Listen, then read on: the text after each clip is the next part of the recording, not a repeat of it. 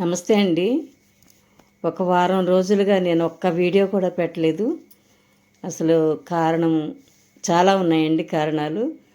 ఈ బుజ్జి తల్లిని చూడండి, జిమ్మి. మేము చిన్న పిల్లని, ఒక 15 రోజుల పిల్లని తీసుకొచ్చుకొని పెంచుకున్నాము. చాలా ప్రేమగా అల్లారు ముద్దుగా పెంచుకున్నాం అన్నమాట. అయితే ఇప్పుడు దీనికి చాలా అనారోగ్యం వచ్చేస్తుందండి. ఒకరోజైతే మోషన్స్ అయినాయి. మోషన్స్ కదా అని చెప్పి మేము ఆ రోజంతా ఆహారం పెట్టకుండా డాక్టర్ చెప్పిన ట్యాబ్లెట్స్ వేసామన్నమాట.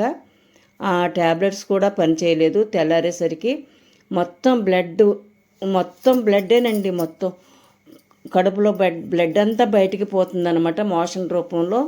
అంతేకాకుండా వామిటింగ్స్. ఇంకా భయపడి హాస్పిటల్కి తీసుకెళ్తే హాస్పిటల్లో డాక్టర్ గారు సెలైన్ పెట్టారన్నమాట. సెలైన్ పెట్టి ఇంజెక్షన్స్ చేశారు. ఈ 5 రోజులు వరకు యాంటీబయాటిక్స్ ఇచ్చారు. కనీసం మంచినీళ్ళు కూడా ఇవ్వనివ్వలేదన్నమాట.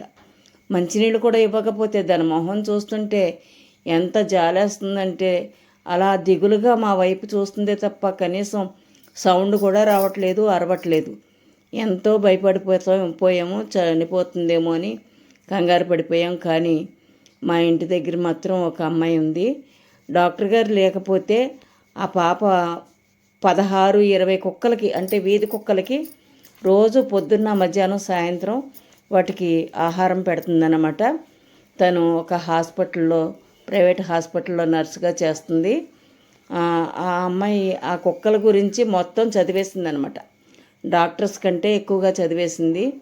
ఆ పాప వచ్చి మా ఇంటి దగ్గరే తనకి సెలైన్ పెట్టి యాంటీబయాటిక్స్, వామిటింగ్స్ అవ్వకుండా, మోషన్స్ అవ్వకుండా ఇంజెక్షన్స్, సెలైన్స్. ఈ సెలైన్ మీదే ఈ వారం రోజులు బ్రతికిందండి. మీరు కుక్కల్ని కనుక పెంచుకుంటే మాత్రం చాలా జాగ్రత్తగా పెంచుకోండి, లేకపోతే చనిపోయే ప్రమాదం కూడా ఉంది. ఇలాంటి పరిస్థితి ఒకటి వస్తుందని మాకు అస్సలు తెలియదు. కానీ ఇప్పుడు మాత్రం బాగుంది. ఈ రోజంతా ఇంకా అరుస్తుందన్నమాట. ఎవరింటికి వచ్చినా, రోడ్డు అమ్మట ఎవరైనా వెళ్తున్నా సరే చాలా చాలా గట్టిగా అరుస్తుంది. ఈ వాసన కూడా భరించలేకపోయామండి మేము. ఎంత ఇదిగా